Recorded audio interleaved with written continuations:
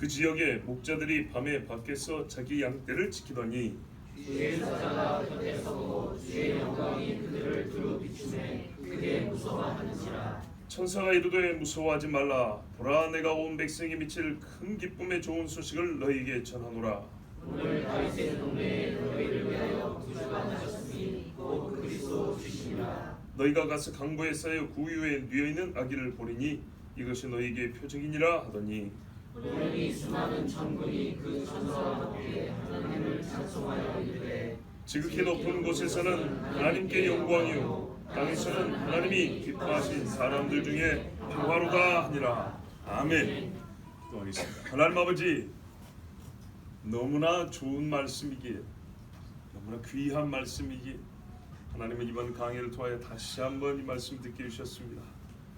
매년 성탄절마다 자주 들었으나 오늘 다시 한번 들음으로써 하나님의 뜻이 무엇인지 알게 하여 주셨고 그리스도 예수를 믿고 섬김이 꼭 목자들과 같은 하나님의 자녀들이 되게 하여 주시옵소서. 예수 그리스도의 이름으로 기도하옵나이다. 아멘. 자, 그 지역에 베들레헴 근처란 말이죠. 베들레헴 근처, 베들레헴 동네 바로 가까운데 밤에 밖에서 양을 쳤다 그랬지. 한겨울은 아닙니다. 자, 우리가 이제 많이 들어서 알죠. 어느 때죠? 가을 초막절, 이 초막절기쯤입니다. 그런데 여기에 누가 있었냐면 양떼를 지키는 목자들이 있었습니다. 이 목자들에게 천사들이 와서 예수님 난 소식을 전해주었습니다. 천사가 와서 예수님이 나셨다, 구주가 나셨다고 알려준 사람들은 오직 이 사람들 뿐입니다. 인류 전체 중에 오직 이 사람들입니다. 그러므로 이 사람들은 은혜를 받은 사람이며 동시에 분명한 이유가 있는 사람들입니다. 뭔가 이 사람들을 파고 들어가 보면 우리가 반드시 이 목자와 같아야 되겠구나 라는 것을 찾아낼 것이 있는 사람들입니다. 오죽했으면 생각을 해보세요. 예수님이 이때 오시는데 딱 이 사람들만 천사들을 보내서 가르쳐줬다니까요. 삼손을 낳게 하실 때 하나님이 천사를 보내서 삼손의 부모 될 사람들이 딱 찍어서 너에게 아들이 있으라 그랬단 말이죠. 그런 것처럼 예수님 태어났는데 이 목자들, 그 지경에 베들레헴 근처에서 밤에 깨어서 양을 치던 사람들에게 천사를 보냈다. 자, 왜 이 사람들이죠? 왜 이 사람들입니까? 우리가 전해 들은 것은 레갑 족속이기 때문이다 그랬죠. 절대적인 이유입니다. 절대적인 이유. 느헤미야 3장 14절에 분문은 베닷게렘 지방을 다스리는 레갑의 아들 말기야가 중수하여 문을 세우며 문짝을 달고 자물쇠와 빗장을 갖추었고 그랬어요. 예루살렘 12성문이 있는데 그 중에 하나 분문, 성지순례 가면 통곡병 들어가는 문이 분문입니다. 똥문입니다. 덩게이트 이렇게 돼 있어요. 옛날에 거기서 똥장문이 왔다 갔다 하는 문이에요. 근데 그 문으로 나가면 베들레헴 가는 길입니다. 놀랍죠? 그 중간에 베닷게렘이 있습니다. 즉 예루살렘과 베들레헴 사이에 누가 거하였냐 했더니 돌아온 자손들 중에 레갑 족속의 후예들이 살았다. 그리고 우리가 우리 집으로 오는 요 길, 예루살렘의 성문 중에 하나, 이 똥문은 우리가 맡겠습니다. 어지간하면 똥문은 안 하고 싶겠죠, 사람들이. 그런데 이 사람은 그걸 하겠다 그랬어요. 그리고 내가 베들레헴 가는 길목에 베닷게렘에 살겠습니다. 그리고 거기에 맡겨준 사람이 레갑 족속. 그러니 이 사람들이 예레미야를 통하여 하나님이 레갑의 후예에게 말씀한 것처럼 내 앞에 살짝 끊어지지 아니하리라. 북이스라엘의 그 타락한 지경 속에서도 믿음의 순수함을 수백 년을 지킨 사람들, 바로 이들이 하나님의 아들 예수가 낳은 소식을 들을 만한 사람이 아닌가. 즉 하나님은 부자도 아니고 똑똑한 사람도 아니고 누구를 찾냐? 정결한 자, 그 신부 같은 사람. 다시 오실 주님이 누구를 부르는가를 보면 처음 오실 주님도 누구에게 자기 온 소식을 알려준가를 우리 똑같이 알 수 있어요. 이 사람들은 묻지 않아도 신부 같은 사람들이었던 거예요. 경건한 자들. 그날 밤에 천사 와서 알려주니까 바로 찾아가서 예수 앞에 경배한 사람들. 그리고 천사의 말을 예언으로 듣고 그 말을 마리아에게 그대로 전해준 사람들. 즉 천사가 와서 말한 것과 그들이 마리아를 찾아오고 마리아에게 예수님에 관한 이야기를 하고 예수님께 경배하는 이 모든 과정에서 불결함이 하나도 나타나지 않아요. 주저함도 없어요. 거리낌도 없어요. 깨끗하고요. 순전함이 한국말로 번역되어 있지만 이 사람들의 속사람이 깨끗하구나, 순전한 사람이 이걸 바로 알 수가 있어요. 마치 나다나엘처럼. 레갑족 속이라는 것. 그리고요 여러분, 이 사람들이 뭐하는 사람들이에요? 목자. 전에 조심하라 그랬어요. 예수님이 이 땅에 목자로 오셨기 때문에 직업의 동종성, 이것 때문에 목자를 찾냐? 그게 아니고요. 직업의 동종이 아니라 이걸 보셔야 돼요. 하나님이 자기를 가리켜 이 땅에서 나를 누구와 같다 할까 할 때 왕이요 아비요 목자라고 그랬어요. 하나님 자신이 우리 인류를 어떻게 다스리고 양육하냐 하면 목자가 양을 먹이고 치는 것처럼 그렇게 한다고 그랬어요. 그래서 예수님이 제자 베드로에게도 내 양을 먹이라고 했어요. 내가 하던 것처럼. 예수님이 사람 영혼을 향하여 하던 행위를 비유컨대 양을 먹이는 것과 양을 치는 것과 같다 그랬어요. 그래서 여러 설교가 들었죠. 양이 도대체 어떤 존재냐 하면 한마디로 무지하게 약한 존재라는 것. 생각보다 똑똑하지 못한 짐승이라는 거죠. 자, 그러면 인류가 어때요? 무지하고 어둡고 연약합니다. 특별히 뭐에 대하여? 죄에 대하여. 죄에 대하여 약하고 사단에 대하여 무지한 자, 영적 세계에 대해서 알지 못한 자, 어둠 속에 있는 자가 인류입니다. 인류의 상태를 무엇에 비유할꼬 할 때, 이 약한 세대를 무엇에 비유할까 할 때 피를 불어도 춤추지 않는 놈들이다 그런 것처럼 인간 전체를 어떻게 비유해야 될까 할 때 꼭 짐승으로 말하면 양과 같다. 그래서 하나님이 친히 나는 이스라엘의 목자라고 그랬어요. 그러므로 이 목자들에게 하나님의 아들을 낳으신 소식을 전해준 것은 바로 예적부터 비유하신 대로 참 이 백성의 목자가 오셨다는 것을 말씀하는 것이지 직업이 같으니까 그건 아니에요. 예수님은 목수였지 목자는 아니죠. 세상의 직업 분류하면 예수님은 목동이 아니라 목수였단 말이죠. 그러나 그가 사람을 향하여 나중에 공사역을 시작할 때는 하나님의 아들로서 목자의 사역을 감당하셨어요. 그래서 이 목자로서 이 땅에 오셨다는 것을 목자들에게 알려주셨는데, 그렇다고 해서 꼭 굳이 목자에게 알려줘야 자기가 목자로 어떻게 알려주냐? 그건 아니지만 이들이 누구보다 어떤 사람이요? 경건한 사람이었고, 또한 비유적이지만 밤에 깨어있는 사람들이었고, 또 비천한 사람들이었기 때문입니다. 예수님이 이 땅에 오셨을 때 비천에 왔습니다.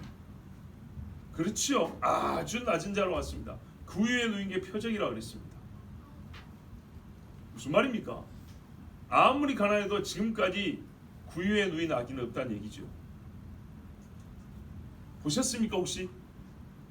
저 다리 밑에 애를 낳아도 구유에 누인 애는 없습니다. 그것이 표적일 정도로 아주 예수님은 약하고 천한 모습을 했습니다. 인간의 모습을 입었다는 그 자체가 천한 거예요. 그랬을 때 놀라운 건 뭐냐면요, 과거에 이스라엘은 목자라는 데 자부심을 가졌습니다. 애굽에 처음 들어왔을 때 바로가 너희 직업이 무엇이냐 물으면 있는 대로 대답하십시오. 그런데 좋게 보진 않을 겁니다. 왜? 애굽 사람은 목자를 천하게 봅니다. 그래서 같이 먹으려고도 하지 않고 같이 살려고도 하지 않습니다. 그런데 오히려 그게 잘 됐습니다. 땅을 따로 떼어서 살 수 있으니 그게 잘 됐습니다. 그래서 우리는 조상으로부터 양을 치는 집입니다 이렇게 얘기했어요. 그래? 그러면은 요셉이 말한 대로 저기 가서 따로 살아라. 그리고 우리도 짐승이 있는데 보세요. 애굽 사람들이 짐승을 치는 것보다 이방, 애굽 사람 보기에 이방인데 양치고 낙대 이게 기르고 염소 기르는 것이 전문이라고 하니 맡기면 좋잖아요. 그래서 바로의 짐승까지도 요셉의 형들이 길렀어요. 자, 이게 목자입니다. 무슨 말입니까? 애굽에서 그래도 인정 좀 받으려면 거짓말로라도 우리가 밀농사 좀 할 줄 압니다. 밭 좀 갈 줄 압니다. 그래야 될 텐데 그냥 있는 그대로 우리는 양치는 사람입니다. 이렇게 말했어요. 난민 주제 더욱 천하게 여길 것을 알고도 목자라고 분명히 말했어요. 그리고 이스라엘은요 항상 목자였던 것을 부끄러워한 적이 없어요. 그런데 유독 이상하게 예수님 오실 이때쯤 되니까 어떻게 됐냐? 이스라엘 사람들이요 양을 쳐서 하나님께 제물로 바치면서도 목자들을 비천하게 여기기 시작했어요. 천한 자 중에 들어가는 자가 목동이 되어버렸습니다. 이스라엘의 사고방식이 많이 바뀌었죠. 예, 목자에 대한 인식이 많이 바뀌었어요. 그것이 절대적인 표는 아니지만 이스라엘의 신앙관이 많이 무너져 버렸어요.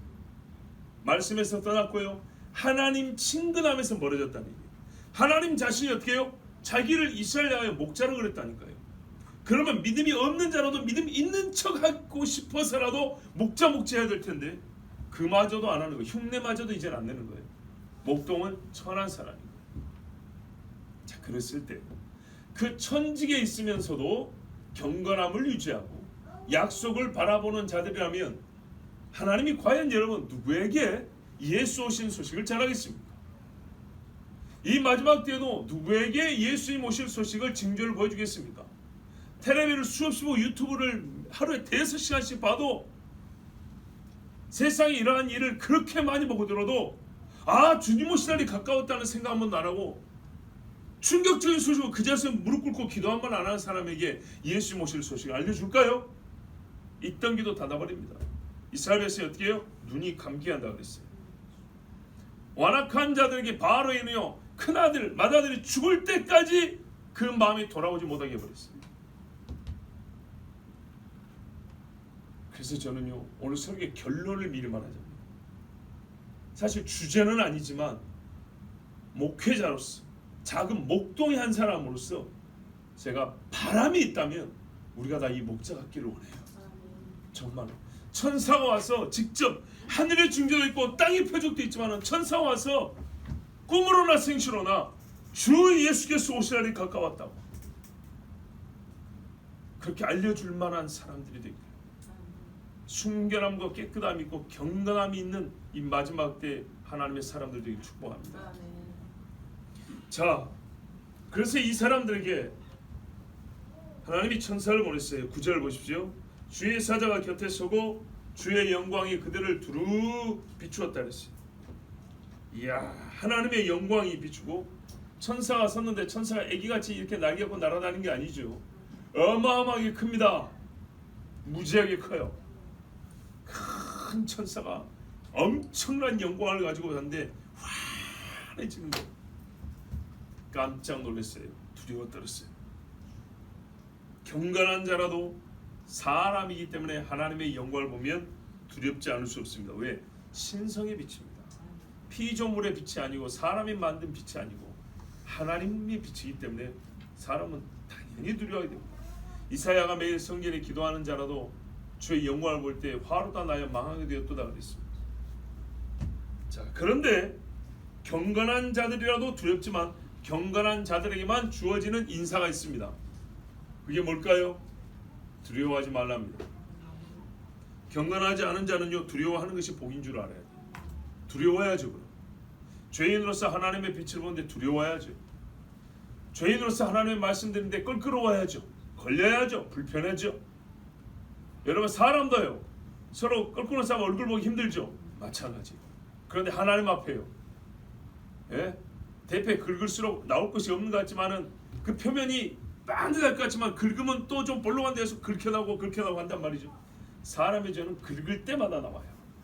근데 어떻게 하나님이 무섭지 않겠어요?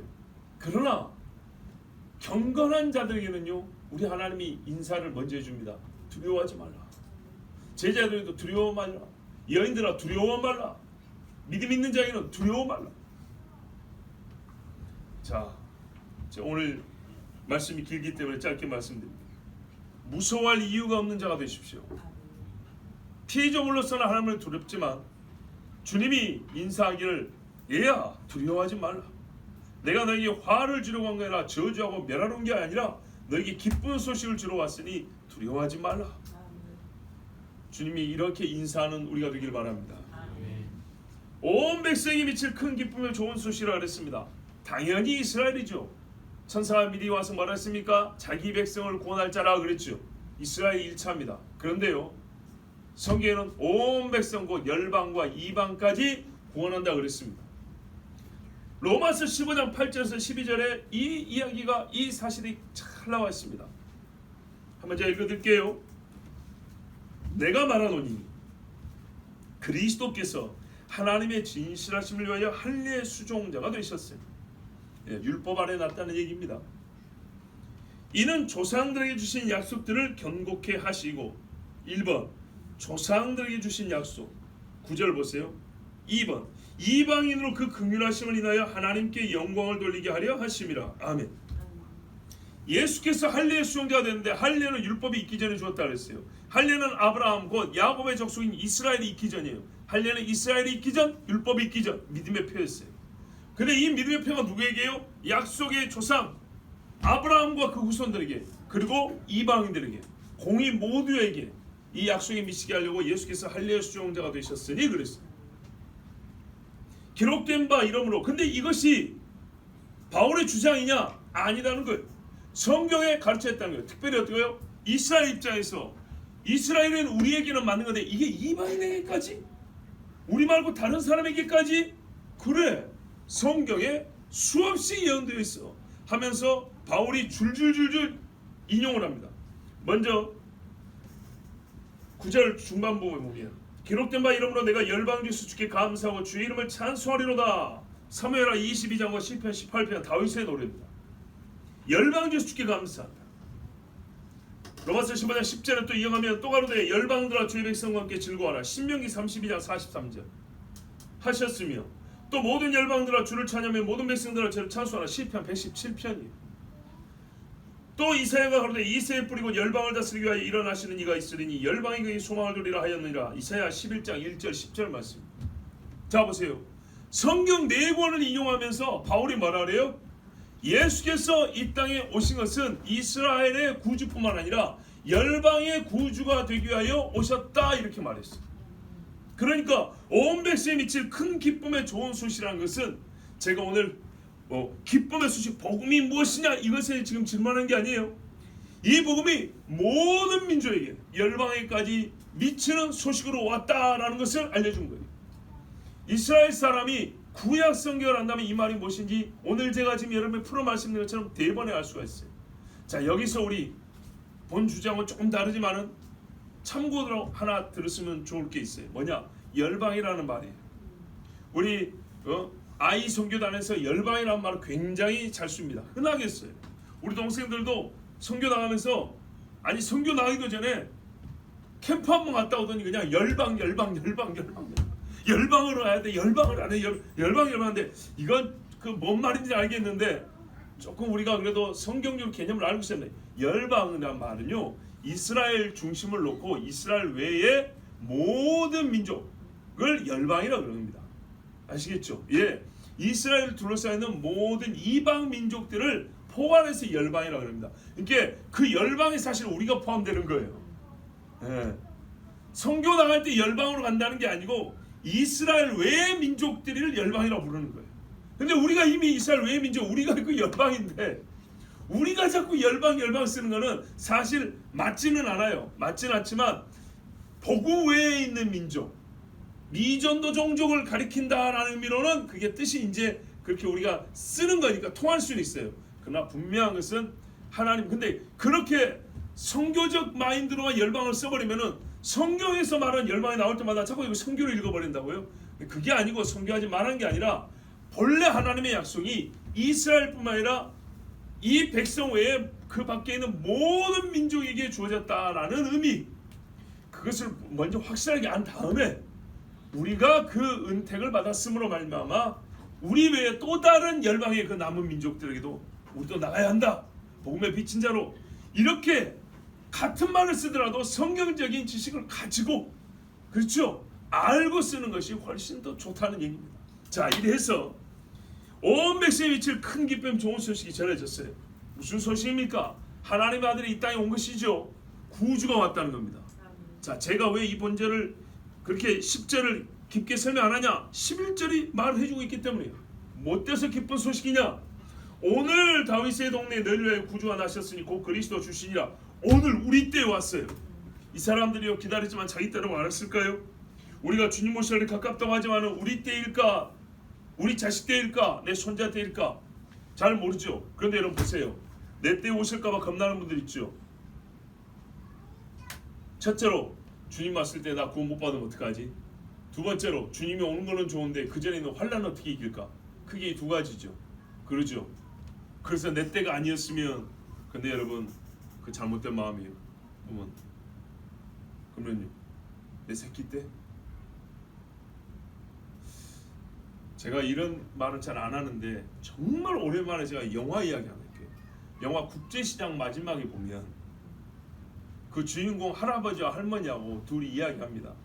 근데 이렇게 말합니다. 고생 엄청 했거든요. 6.25 때 피난민으로 내려와가지고 파도 광부, 독일 와서 광부를 죽을 고생하고 월남전 가고 다리 총상 맞은 거지 않고 다리 절고 다니고 그 부산 시장에서 자식들 키워내면서 이산가족 찾기 하고 그 고생을 살았단 말입니다.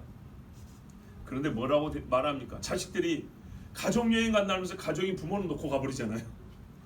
그 평생 고생해서 키워놨는데 자식들이 손자들 맡기면서 오랜만에 가족여행 가려고요 그러면서 자기 부모는 놓고 가니까 그 할아버지가 뭐라 그래요?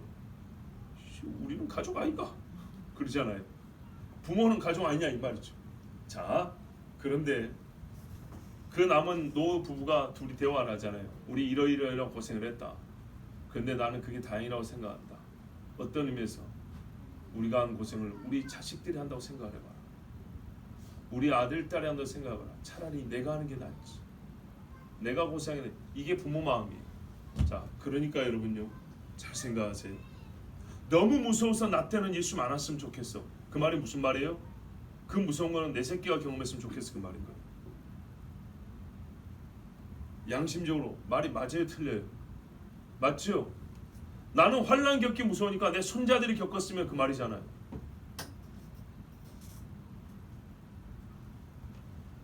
그러면 옆에는 애기를 진짜 눈에 마주 보면서 한번 얘기해 보세요. 나는 예수 오기 전에 환난이 무서워서 나는 예수 오기 전에 죽었으면 좋겠고 나 죽을 때까지 예수 만났으면 좋겠어. 네가 예수 오시는 거 봐라.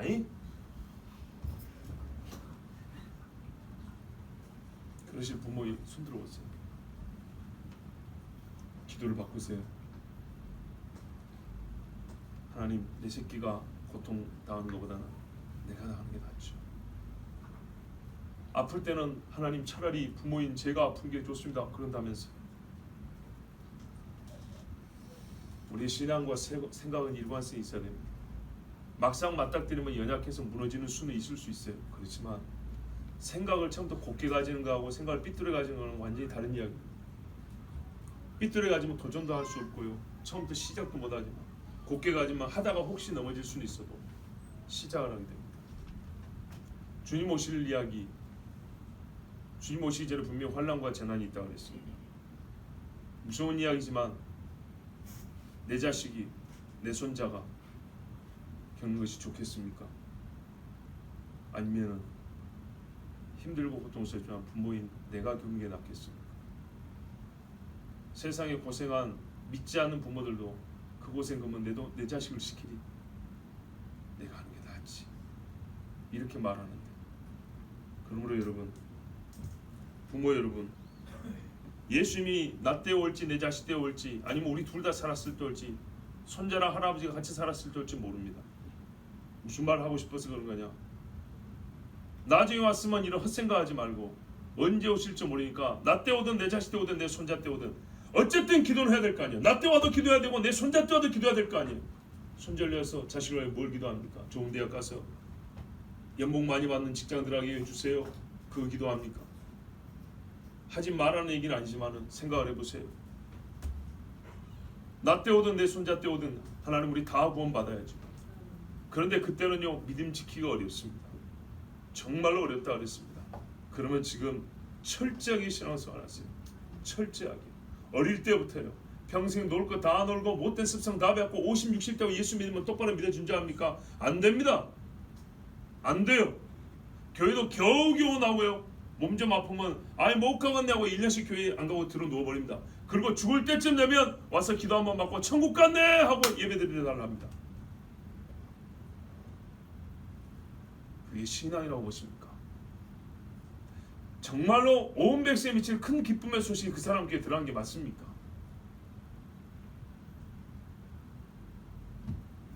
우리 세대에 왔다는 겁니다. 이 경건한 양치기들이 있는 이때에 바로 지근거리에서 예수님이 왔답니다. 다윗의 동네, 약속대로 다윗의 동네에 오셨어요. 우리 구주가 오셨어요. 이사야 9장 6절에 하나기가 우리에게 낳고 하나들 우리에게 주신 바 되었는데 이 말씀이 우리에게 이루어진 거예요. 여러분, 너희를 위하여 그랬어요. 너희를 위하여. 아무리 죄인이지만 사람을 위하여 오신 분이 예수님입니다. 천사를 위하여 오신 이가 아닙니다. 전에도 말씀드렸죠. 천사에게는 구속자가 중보자가 없습니다. 그래서 타락한 천사는 구원을 못 받습니다. 히브리서 2장 13절 16절에 또다시 내가 그를 의지하리라 하시고 또다시 볼지어다 나와 및 하나님께서 내게 주신 자녀라 하셨으니 이 자녀들은 혈육에 함께 속하였음에 그도 또한 한 모양으로 혈육에 함께 속하심은 그가 누구예요? 메시아예요. 사망으로 말미암아 사망의 세력을 잡은 자 마귀를 없이 하시며 또 죽기를 무수함으로 일생에 매여 종노라는 모든 자를 놓아주려 하심이니 이는 실로 천사들을 붙들어 주려 하심이 아니요 오직 아브라함의 자손을 붙들어 주려 하심이라. 아멘. 우리가 다 믿음으로 아브라함의 자손 되었다 했습니다. 천사를 붙들어 주려 하심이 아니에요. 구주 그리스도 주 이랬어요. 11절에 한 분을 칭하는 이름이죠. 그렇죠? 예수님 한 분을 부르는 이름입니다. 그런데요, 구약에서는요 여호와 하나님을 주님이라고 불렀습니다. 그런데 지금 우리는 그 주라는 칭호가 구유에 누인 아기 예수님께 붙여진 것을 봅니다. 예수님이 마지막 예루살렘 입성할 때 사람들이 부른 노래였죠. 주의 이름으로 오시는 이여 그랬습니다. 호산나 호산나 여호와여 우리를 구원하소서 주의 이름으로 오시는 이여. 구약의 표현으로서 여호와를 부르는 말입니다. 그런데 육체를 입고 이 땅에 오신 예수를 부르니까 제사장과 바리새인들 사두개인들이 난리가 났습니다. 또 예루살렘 성이 소동하였다 그랬습니다. 예수님이 이 땅에 막 태어났을 때 동방박사들이 와가지고 유대인의 왕으로 나신 이가 어딨뇨 할 때 소동했다 그랬고 예수님이 그동안에 수없이 예루살렘에 왔지만은 이 마지막 때에 또 소동했다는 말을 합니다. 왜? 노랫소리 때문이었습니다. 그를 부른 호칭 때문이었습니다. 유대인의 왕, 또 주의 이름, 이것 때문에 사람들이 난리를 했습니다. 크게 소동했습니다. 시편 118편 19절에서 26절 내게 의의 문들을 열지어다. 문들아 머리들아 아시죠? 내가 그리로 들어가서 여호와께 감사하로다. 이는 여호와의 문이라 의인들이 그리로 들어가리로다. 주께서 내게 응답하시고 나의 구원이 되셨으니 내가 주께 감사하리다. 주께서 응답하시고 나의 구원자가 되었어요. 건축자의 버린 돌이 집 모퉁이의 머릿돌이 되었나니 이는 여호와께서 행하신 것이 우리 눈에 기이한 바로다. 자, 건축자의 버린 돌이었어요. 전에도 말씀드린 대로 전문가는요 남들이 버린 쓰레기 갖고도 작품을 만듭니다. 건축자가 돌을 버렸다는 건 진짜 쓸모없다는 얘기거든요. 일반인도 아니고. 그런데 정말 사람 눈에는 귀하게 보이는 게 하나도 없지만 하나님은 어떻게 했다고요? 예, 집에 모퉁이의 머릿돌이 되겠다 했어요. 그러니까 이걸 누가 했냐? 사람으로서는 제 아무리 눈이 밝아도 안 되는 거예요. 능력이 좋아도 안 되는 거예요. 이는 여호와께서 행하신 것이 우리 눈에 기이한 바로다. 놀라운 이야기죠. 이날은 여호와께서 정하신 것이다. 이날에 우리가 즐거워하고 기뻐하리로다. 여호와여 구하옵나니 이제 구원하소서. 이게 호산나예요.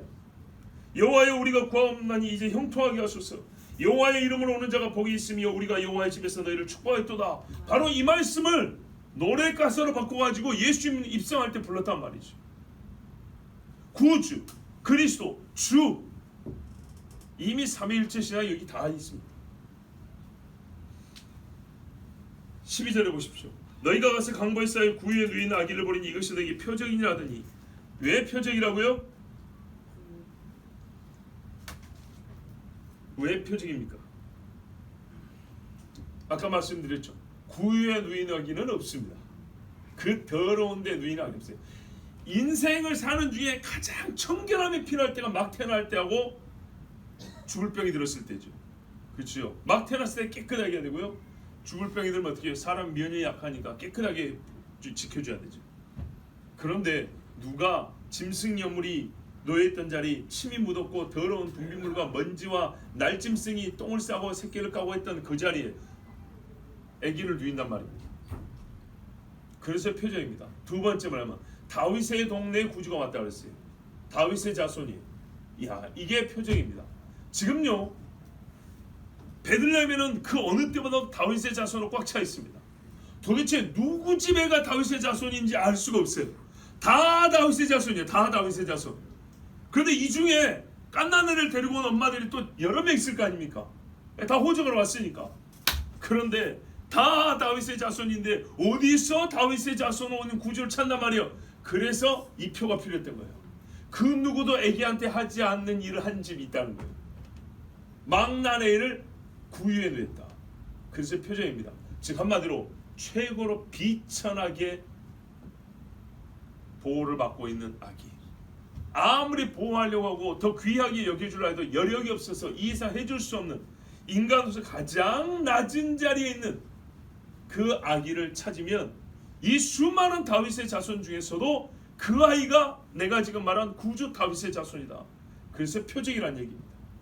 자, 그때 호련히 수많은 천군이 그 천사들이 아니고 천사입니다. 아마 가브리엘이었겠죠. 함께 하나님을 찬송하였다 했습니다. 자, 천사가 노래했습니다. 여러분, 구주 예수님이 이 땅에 오신 것이 천사에게 직접적으로 유익이 있습니까? 천사를 구원하러 왔습니까? 아니죠. 그런데 천사가 노래했어요. 왜이죠? 자기들이 득을 본 게 있었어요? 아닙니다. 하나님이 하신 일이기 때문에. 하나님이 의로운 일을 하시고 하나님이 인간에게, 즉 자기들에게는 아니지만은 하나님이 선한 일을 하신 일에 대하여 응당 우리가 할 일은 무엇이다? 찬송이라는 얘기입니다. 우리에서 신앙의 원리를 배웁니다. 내가 꼭 이득을 볼 때만 하나님을 높입니까? 내가 기분 좋을 때만? 아니에요. 하나님께서 다른 사람에게도 정의를 베푸시고 긍휼을 베푸실 때 우리는 찬송하고 박수할 수 있어야 합니다. 그래서 이스라엘 백성들도 어떻게 했냐면 다윗과 그의 집에 하나님의 행사가 참 인자와 긍휼이 크시도다. 하나님이 다윗을 크게 하셨도다. 이것이 기뻐서 찬송하는 무리들이 있었습니다. 하나님께 영광이 되는 일에 대하여 천사들은 빠짐없이 찬송을 올립니다. 하나님이 하시는 일을 알리는 그 사명이 있어서도 느긋함이나 게으름이나 방관을 하는 것을 찾아볼 수가 없습니다. 그런데요, 자기들의 구원과 상관도 없지만은 이토록 온 힘을 다해서 하늘에서 찬송하는 천군이 있는데 우리는 우리의 구원을 위하여, 나의 구원을 위하여 이 땅에 오신 예수 그리스도, 성탄절에 나는 여러분 구경만 하시려니까 나를 위하여 주신 예수 그리스도 고난 주간이라고 우리가 이제 정하기도 하는데, 부활하시고 죽으시고 부활하신 그 일에 대하여 우리는 밋밋하게 그 시간을 보내서 되겠습니까? 나팔절과 속죄일에 이스라엘은 자기를 괴롭게 하여 금식하며 하나님 앞에 기도한다고 그랬습니다. 여러분, 다음 수요일쯤 되면 속죄일입니다. 우리가 그 속죄일을 맞아서 그래도 한 끼 정도는 금식하며 그 절기를 지켜야 되지 않겠습니까? 누구 때문에 예수님이 이 땅에 오셨고 누구 때문에 절기를 주셨습니까? 옛날 복음성가에도 누구 때문에가 있었는데 나 때문입니다. 정말 이 사실을 분명히 기억하세요. 나 때문이라는 것을 우리의 마지막 호흡을 내쉴 때 정말 여러분 뼈에 새겨진 그 복음이 이렇게 뽑아져 나올 정도로 확실하지 않으면 두려움 속에 눈을 감을 것입니다. 그리스도 주님을 통하여 구원의 은혜를 받은 자들이 시원찮게 주님을 높이고 애매모호한 말로 그리스도 하신 일을 말할 수 있겠습니까? 아니죠.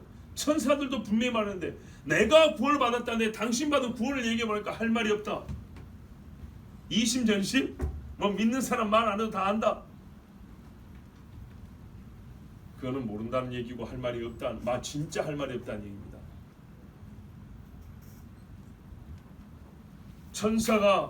천군이 와서 하나님을 찬송했습니다.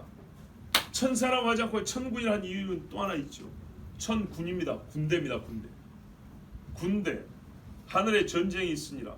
예수께서 이 땅에 나실 때 마귀도 알고 있습니다. 마귀는 예수님의 나신 일을 방해하고 예수님을 죽이려 한 자입니다. 그러므로 하나님은 천군을 통해 보호하십니다. 야곱이 밧단 아람에서 돌아올 때도 하나님은 두 군대를 보냈습니다. 그래서 마하나임이라고 그랬습니다. 14절에 지극히 높은 곳에서는 하나님께 영광이요 땅에서는 하나님이 기뻐하신 사람들 중에 평화로다 하니라 그랬습니다. 이 번역은 좀 문제가 있습니다. 은혜스럽긴 하는데 정확하진 않습니다. 좀 더 정확한 번역을 하면 지극히 높은 곳에서는 하나님께 영광이요 땅 위에는 화평이요 사람들이 호의로다. 하나님이 기뻐하신 사람들 중에 평화로다가 아니고 이게 나눠져 있어요. 하늘과 땅, 사람 이렇게 돼 있어요. 자, 하나님은 하늘에 계십니다.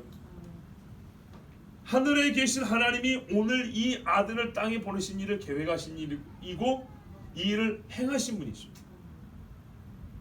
땅에서 일어난 사건이지만은 하늘에 계신 하나님께 영광이 됩니다. 왜요? 하나님의 뜻이 하늘에서 같이 땅에서 이루어졌기 때문에. 이 땅에서 일어나는 이 땅바닥에서 일어나는 일이지만 하늘에까지 올라갈 수 있는 영광이 되는 일이 있고 땅에서도 악취를 풍기는 일이 있습니다. 어떤 일은 땅에서 행했지만 그 영광이 하늘 보호자까지 올라가고 어떤 일은요 땅에서 더러운 냄새만 옆으로 풀풀 풍기고 끝난단 말이에요. 하나님의 뜻이 땅에서 이루어지는 것은 세상 사람이 보기에는 아무리 귀하고 천하고 차이가 있을지 모르지만 하나님의 뜻을 이루는 사람의 일은 하나님 보좌까지 올라갑니다. 하나님께서 영광을 받습니다. 사람 땅 위에는 화평이라 그랬습니다. 땅 위에 평화가 존재할 유일한 조건이 주어졌다는 얘기입니다. 성경에 어느 때에 평화롭다고 말을 하던가요? 어느 때? 죄의 부재입니다. 죄가 있을 때와 평화는요 공존이 안 됩니다. 죄와 평화는 공존이 안 돼서 하나가 없으면 하나가 들어오고 하나가 들어오면 하나가 빠지는 쉽게 말하는 그런 식입니다. 죄가 많은 사람일수록 마음이 평하지 않고 영혼에 두려움과 혼란이 있습니다. 진짜 평화는 언제 있냐? 죄가 없을 때입니다. 아담과 하와가 죄 짓고 어땠습니까? 두렵고 불안하고 불안정했지요. 그렇습니다. 세상 사람들이 안심시키는 그림을 그려줍니다. 벽화나 어디 프랭카드나 뭐 풍선이나 보면 아주 참 그럴듯한 그림들 많습니다. 그 그림 보면 세상이 정말 평안하고 별일 없는 것처럼 잠시 착각하게 됩니다. 그건 그림일 뿐입니다. 고통과 불안을 연기시키고 망각해 하는 말이 있습니다. 정치가 와서 연설 한번 멋들으면 우리에는 희망이 있습니다. 우리에게 뭐가 어쩝니다 라고 좋은 말 하면 그 말에 금방금방 넘어가지. 영상으로 보여주면 더 좋죠. 음악 깔아가지고 예수님 정말 한 100년쯤 안 하셔도 될 것 같지. 평화를 조작하는 겁니다. 없는 평화를 있는 것처럼 만드는 거죠. 동시에 뒷골목을 한번 보여주죠. 오늘 이 밤에도 사람들이 서울 한 구청? 아니죠. 거의 저녁에서 일어난 일을 한번 보여주죠. 각 집의 지붕을 싹 칼로 잘라가지고 드러내가지고 보여줍니다.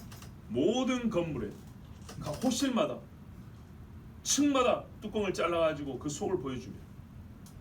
큰 집이든 작은 집이든 과연 이 시각에 금요일 밤 9시 반에 하나님이 당장 불벼락을 때려도 시원찮을 일 우리가 많이 보지 않을까요? 그런데도 악을 위하여 가림막으로 평화를 조장합니다. 가림막으로 평화를 쓴다는 거예요. 가림막으로. 그런 것과는 완전히 다른 진짜 평화가 어디 있냐? 구주가 있는 곳에 있습니다. 한 사람의 심령 안에 구주가 들어가면요, 예수님이 들어가면 마귀가 쫓겨나고 그 영혼이 평온히 잠을 잡니다. 제가 말씀드린 것을 정리하면 뭐냐? 평화가 성경에서는 항상 엄숙하게 선포가 됩니다. 마냥 즐겁게 가볍게 쉽게 말해지지 않습니다. 성경에 보세요. 평화라는 말이 나오는 데를 보세요. 수많은 영적 싸움의 승리 후, 경건의 수고 이후, 믿음을 확인한 이후에 평화가 있지. 평안히 가라 내 딸아. 다윗 주변에 사방에 평안이 있으니 없는 평화 만들어낸 적이 없어요. 그리고 항상 무겁게 엄숙하게 정말 가치 있게 선포되는 말이 평화입니다. 교회 왔으니까 이제 평안이 있을 겁니다. 뭐 좀 했으니까 하나님 평화를 주실 겁니다. 아니요. 성경적으로 생각하면 한참 모르는 거예요. 자기가 알아요. 그리스도 안에서 하나님의 아들의 성육신으로부터 인간이 누릴 수 받을 수 있는 모든 호의가 주어집니다. 즉 우리가 지난 수요일에도 우리는 그리스도 안에 살고 하나님은 그리스도 안에서 행하신다 그랬죠. 그래요. 그리스도 안에서 하나님께서 우리에게 행하신, 보세요. 바울이 그리스도 안에서라는 말을 썼어요. 그리고 그리스도 안에서 하나님이 행하신다 그랬어요. 근데 그 말이 있기 위해서는 뭐가 전제됩니까? 그리스도가 오셔야 되죠. 바로 그거예요. 그리스도가 오셨기 때문에 이제부터 그리스도 안에서 하나님께서 너희에게 무엇을 주실 길을, 그리스도 안에서 우리가 무엇을 했다, 이 말이 이제 성립이 되는 거예요. 성경이 말합니까? 그 아들을 주시니가 성령을 주시지 않겠느냐. 그 아들을 주시니가 너에게 모든 좋은 것을 주시지 않겠느냐 그랬죠. 그래서 이 말이에요. 오늘 다윗의 동네에 너희를 구주가 나셨으니 곧 그리스도 주시니라. 그래서 어떻게 됐다고요? 사람에게 모든 하나님의 은혜, 은사, 선물이 주어졌다 이 말입니다. 하나님의 영광과 부합하며 하나님과의 관계 회복 속에서 그리스도의 나심과 사역을 통하여 사람이 얻는 화평, 모든 선한 일들의 완성, 하나님 주시는 은사의 풍성함, 일이 하나님의 아들이 이 땅에 육신을 입고 오게 됨으로써 시작이 된 것입니다. 그래서 여러분 그리스도 안에 있으셔야 됩니다. 그리스도 밖에는 구원도 없고 은혜도 없고 저주와 두려움밖에 없습니다. 그리스도 밖에서 생각도 하지 말고, 그리스도 밖에서 일하지도 말고, 그리스도 안에서 말하고 그리스도 안에서 자기 자신을 비정하시기 바랍니다. 자, 14절까지 짧은 말씀은 아닙니다. 우리가 한두 절도 한 시간을 보는데 그 말씀은 길게 보지 않았습니다. 그런데 여러분, 이 말씀을 종합적으로 다시 한번 더 보려고 합니다. 종합적으로. 그러면 하나 더 하나님의 뜻이 더 깊게 보일 것입니다. 오늘 이 말씀을요, 즉 예수께서 구유에 나셨는데, 태어나셔서 구유에 누이셨고, 하나님은 천사를 보내시고 목자들에게 알리시고, 목자들이 와서 이제 뒤에 보면 예수님 앞에서 경배하고 천사가 말하는 소식을 얘기를 합니다. 1년의 이 사건을 어떻게 우리가 볼 수 있나? 이 일은 하나님이 하신 거잖아요. 하나님이 예수님을 낮추시고 하나님이 천사를 보내시고, 그래서 하나님이 목자들에게 알게 하시고 목자들이 오게 하셨어요. 하나님이 그리스도의 나심에 대하여 무엇을 우리에게 알려주고자 하십니까?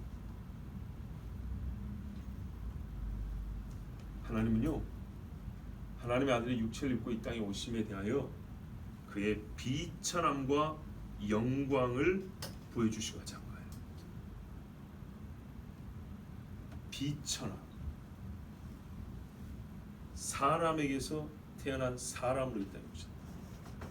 성인으로 오면은 영웅 취급을 받았을 것인데 무력한 아이로 태어나셨다. 마국간에서 태어났다. 구유에 누였다. 예루살렘이 아닌 베들레헴에서 태어났다. 작은 고을이죠. 이게 한편 영광이면서, 다윗의 동네니까 영광이면서도 비천함. 그런데 하나님은 이 사건에서 그렇게 조용히 끝났으면 비천함으로 끝났을 것인데 천사가 내려와서 알려줬어요. 구주 나셨다는 소식을 천사가 알려줬어요. 여러분, 우리가 태어났다고 해서 천사가 와서 알려주진 않죠. 천군이 찬양을 했어요. 우리 태어날 때 누가 찬양대를 조직해서 그 때를 맞춰 기다리고 있다가 왕이 나셨다 이렇게 노래하지 않죠. 목자들이 경배하며 와서 예언을 합니다. 그리고 역시 베들레헴, 다윗의 동네에서 났습니다. 이게 예루살렘은 다윗이 왕으로 등극한 도시지만 다윗이 태어나 하나님과 교제한 동네는 베들레헴입니다. 어쨌든 다윗의 자손이라는 영광이 있습니다.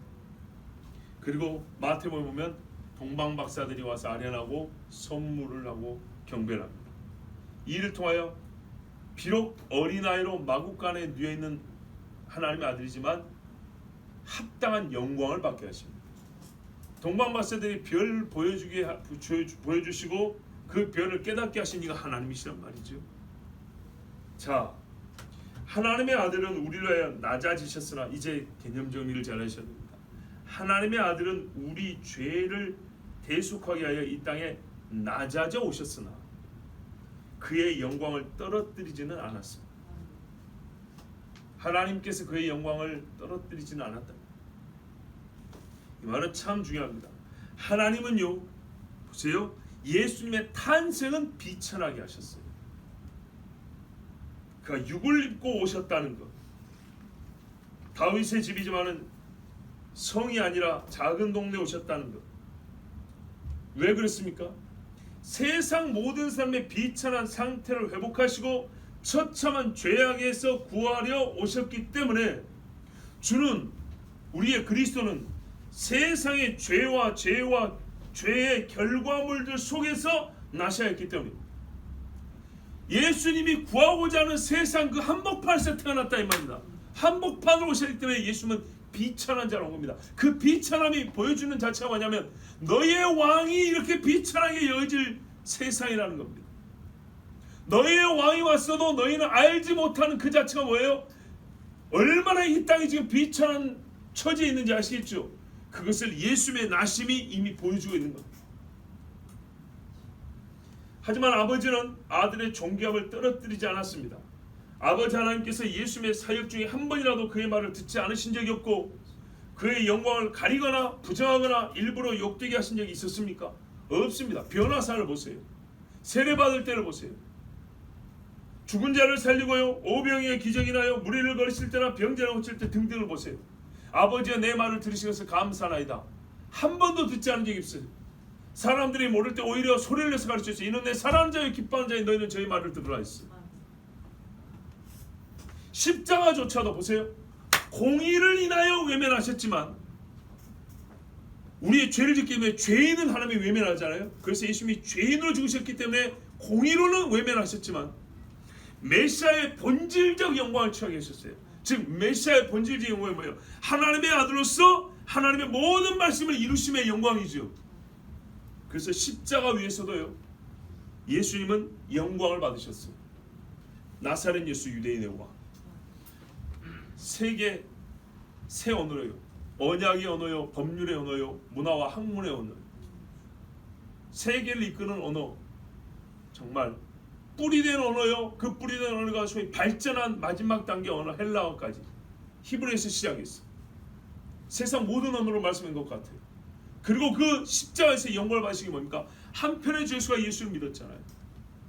그 처참한 광경을 다 보면서 같이 겪으면서도 백부장이 예수를 믿었잖아요. 예수님이 친히 뭐라고 말씀했습니까? 십자가 질 때 내가 영광을 얻을 때가 가까이 왔다 그랬어요. 요한복음 12장 23절 24절에 예수께서 대답하여 가라사대 인자의 영광을 얻을 때가 왔도다. 내가 진실로 너에게 이르노니 하늘의 밀이 땅에 떨어져 죽지 않으면 하늘 그대로 있고 죽으면 많은 열매 맺느니라. 헬라 사람들이 예수님 보고 싶어 왔을 때 이 말했어요. 너희는 나를 만나러 왔는데 내가 곧 죽으러 간다는 거 아니야. 근데 그게 영광인데 그걸 네가 영광으로 봐야 나를 만난 거예요. 그러면서 비유하게 하늘의 밀이 땅에 떨어져야 많은 열매 맺는다 그 말씀하셨어요. 죽는다는 얘기죠. 그걸 영광이라고 했어요. 여러분 17장에도 아버지의 때가 이르렀사오니 아들을 영화롭게 하사 아들로 아버지를 영화롭게 하게 하옵소서. 무슨 말이야? 아들이 십자가에 죽은 것이 희한하게 역설적으로 아들의 영광이에요. 그렇죠. 우리가 지금도 그래서 예수님을 높이잖아요. 그런데 이것을 통하여 어떻게 해요? 아들이 또 아버지께 영광을 돌린다 그랬어요. 아버지가 창세전에 내가 아버지와 함께 가졌던 영화로서 지금도 아버지와 함께 나를 영화롭게 하옵소서. 창세전부터 가졌던 그 영화가 십자가 질 때 나타났다는 얘기입니다. 자, 그렇다면 여러분, 엘리 라마 사박다니 아버지 하나님 나의 하나님 어찌하여 나를 버리셨나이까 라는 그 외침 속에서도 아들이 영화롭게 되었고 그 영광을 아버지께서도 취하셨다면 예수님께서 이 땅에 태어나셨을 때는 하나님이 그 아들에게 영광을 주지 않으셨을까요? 아니라 이 말이죠. 천군을 두고서 노래를 불러주고 보호를 했단 말입니다. 천군은 두세 명이 아니라 그랬죠. 뭐라고요? 예, 산성을 두를 만큼 쫙 펴져 있는 천군이라고요. 오로라가 하늘의 장막이 이렇게 커튼 친 것처럼 돼 있잖아요. 그거 생각해 보세요. 엘리사를 보호하기 위해서도 산을 두르는 불말과 불번개라고 했어요. 그치요? 뒷산 3명을 둘렀단 말이에요. 그렇다면 예수님이 이 땅에 천사 두세 명이 와가지고 할렐루야 했을까요? 아니에요. 어마어마한 천군들이 와가지고 가브리엘 천사를 둘러싸서 합창을 부르는 합창을 들을 귀가 있는 자만 들은 거예요. 그들의 소리가 얼마나 컸을까요? 컸지만 하나님이 택한 자 귀에만 들렸어요. 이건 놀라운 사건입니다. 그 소리 크기 그들은 베들레헴이나 예루살렘까지 들렸을 거예요. 예전에 솔로몬 당시에 베들레헴에서 하프를 타고 나팔을 보니까 저 밑에 여리고 사해 근방까지 소리가 들렸다 그랬어요. 사람들이 나팔을 불고 수금을 타도 몇십 킬로미터까지 소리가 들렸다 했다고요. 그런데 천군이 산천을 두르면서 와가지고 그들의 사이즈가 얼마나 큰지 아십니까? 그 몸이 큰 소리로 찬양을 하는데 그 소리가 인간의 주파수 음성을 하면 예루살렘까지 들렸을 겁니다. 그런데요, 오직 목자들에게만 들렸어요. 그래서 깨어있음. 천사장의 나팔 호령 소리가 아무한테나 들리는 게 아니에요. 경건한 자들이니까 듣게 해주신 거예요. 경건한 자들. 자, 하나님은 예수께서 이 땅에 오실 때 예수님을 영화롭게 하셨어요. 우리를 죄에서 구원하러 오신 구주 예수는 낮고 천한 곳에서 나심으로 신이신 하나님이 피조물인 사람이 된 일의 신비를 정말 보여주시는 것인데, 사실은 그 격차가요 무한에서 유한이기 때문에 뭘로 보여줄 수가 없어요. 무한에서 유한이 됐다는 것은 우리가 갖고 있는 어떤 유한한 이 한계가 있는 무엇으로 이거 비교 자체가 안 돼요. 그렇지만 그래도 뭐예요? 사람이 잘 쌓여서 아랫목에 누워 있는 것이 아니라 구유에 누워 있는 요 차이만 해도 엄청나잖아요. 요걸 가지고 무한하신 하나님이 유한한 피조물의 몸을 입었다는 것을 그래도 우리가 조금이라도 알 수 있도록 보여주신 거예요. 사람이 짐승의 법통에 누워 있는 이로써 가장 청결함으로 보호받아야 알기가 제일 더러운 곳에 누워줄 수밖에 없는 상황으로서 성육신의 신비와 하나님 자신의 겸비하심을 보여주신 겁니다. 그러나 어떤 인간도 경험하지 못한 방식으로 탄생 소식을 세상에 알려주셨습니다. 하늘의 천사를 보내시고 천군을 동원하여 전설적인 인물의 출생 때도 들어보지 못한 찬송을 부르게 하셨습니다. 가장 낮고 가난한 자들이 축하 인사를 하십니다. 목자들이죠. 그렇지만 가장 정결하고 경건한 자들의 경배를 받게 하셨습니다. 할렐루야. 그래서 하나님이 오늘 말씀 통해 주신 게 뭐냐면, 하나님의 아들이 이 땅에 비천하게 오셨으나 하나님은 그를 영화롭게 하셨다는 거예요. 그가 우리 죄를 대속하기 위하여 죄악된 세상에 온 하나님 아들, 죄악된 세상이 어찌 그를 받는지를 보여줌으로써 그는 낮고 낮은 자리에 오실 수밖에 없었으나 하나님은 그의 영광을 떨어뜨리진 않으시고 하나님의 아들로서 합당한 영광을 받게 하셨다는 겁니다. 히브리서 1장 6절의 말씀입니다. 또 마다들을 이끌어 세상에 다시 들어오게 하실 때 하나님의 모든 천사가 저에게 경배할지어다 말씀하십니다. 우리 번역은 조금 본 뜻에 미치지 못해요. 좀 더 정확한 번역 읽어드릴게요. 또다시 그분께서 첫째로 나신 분 곧 맏아들 예수님을 세상으로 데려오실 때 말씀하시기를, 뭐라고 했냐?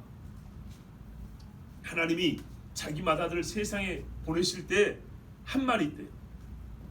하나님의 모든 천사들은 그에게 경배하라고 하셨습니다. 하나님이 명령을 했어요. 내가 내 아들 보낼 때 천사들은 가서 그에게 경배하라. 그래서 그 분부를 따라갔어요.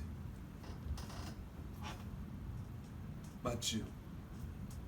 비천하게 오셨으나 영광 중에 오셨어요. 우리가 이걸 알아야 돼요. 그가 십자가에 비참하게 죽으셨으나 그는 영광을 취하셨어요. 거꾸로 우리가 하나님을 영화롭게 해야 될 때 하나님을 비천하게 만들거나, 또는 하나님이 비천하게 보인다고 생각하고 우리 하나님을 부끄러워하거나, 급기야 내 자신이 하나님을 비천하게 만드는 그런 사람이 되어서는 안 되겠습니다. 우리의 신앙은요, 주께서 이 땅에서 모욕을 당하실 때조차도 하나님이 그를 영화롭게 한다라는 이 눈이 있어야 됩니다. 그래야 우리는 주님을 끝까지 붙들 수가 있습니다. 세상이 예수님을 천하게 여기고 무시한다고 해서 같이 덩달아 부끄러우고 같이 주눅 들고 같이 숨으려고 하면 어떻게 됩니까? 베드로처럼 통곡의 눈물을 흘려야 합니다. 말씀의 내용, 뜻, 하나님의 계시에 대하여 오늘 저는 여러분 제가 할 수 있는 일을 다 했습니다. 여러분이 전할 수 있는 말씀 다 전했습니다. 설교 서두에 말씀드린 대로 제가 오늘 좀 뜬금없는 말이긴 하지만은 제 바람을 오늘 설교에 덧붙입니다. 저는 정말 원합니다. 우리가 목자 같길. 첫째는 구주 나신 소식을 전해 듣는다는 의미에서 목자 같기를 원합니다. 우리에게도 주님 다시 오실 때에 하늘에서 소리가 들리기, 그 엄청난 천사들의 노랫소리를 다 듣지 못하고 오직 목자들만 들은 것처럼, 하나님이 택한 자만 들은 것처럼, 나도 이 목자들과 같이 주님 다시 오실 때, 우리는 좀 다시 오실 주님을 기다리잖아요. 다시 오실 주님이 오시는 그 소식을, 하늘로부터 들려오는 소식, 땅의 징조도 좋지만 하늘로부터 들려오는 소식을 들을 수 있는 신자로 서 있기를, 나는 우리가 그렇게 목자 같기를 원합니다. 소망하십시오. 또한 저는 목자 같기를 원합니다. 들을 만한 자가 되는 것이죠. 하나님 주시는 은총으로만 목자 같기를 원하는 게 아니라 이 목자들은 경건한 자들입니다. 경건하지 않은 자들에게 하나님이 보내지 않습니다. 오죽하면 여러분 성전에 시몬과 안나가 기도하고 있습니다. 예수님이 나중에 나다나엘을 보고 간사함이 없는 이스라엘 사람이라고 했잖아요. 그와 같은 경건한 사람이 더러 있었을 것입니다. 그래서 모든 경건한 자가 있지만 이들은 선택받았는데, 그래서 이 목자됨의 의미도 우리가 또 생각해봐야 한다 그 말입니다. 베들레헴 가까이 있었던 목자들. 그래서 이들이 종말에 구원받을 자를 다 보여주는 건 아닙니다. 다 상징하고 대표하는 건 아니지만 적어도 말이죠, 천사의 노랫소리를 들을 만한 자, 들려주기에 합당한 귀를 가진 사람들, 정결함과 순전함을 지키기를 바랍니다. 하나님이 정말 진리, 하나님 자신인 것과 같이 하나님 자신이라고 하시는 하나님의 말씀을요 항상 전해주지 않습니다. 하나님 스스로 우리에게 뭐라 합니까? 언제나 때를 얻든지 못 얻든지 전도하라 하면서도 진주를 돼지에게 던지지 말라 하셨어요. 그럼 하나님 자신은 그렇게 안 하실까요? 하나님도요 때가 되면 귀한 것을 더 이상 주지 않습니다. 정결하고 복된 것을 주실 때에 정결하고 순전하게 받는 자가 되십시오. 그런 의미에서 저는 우리가 다 목자 같기를 원합니다. 주의 비천함과 영광을 다 알고 비천할 때도 주께 영광 돌릴 수 있는 사람들, 즉 신학적으로는 천사와 같은 깨끗하고 정확무한 하나님의 말씀을 그대로 믿고 순종하는 사람들, 그리고 천사들은 하늘에 있지만 우리는 땅에 있죠. 땅에서 죄악된 세상에 살지만은 죄악을 이겨내고 자기 자신을 지켜 범사의 경건함을 지키는 사람.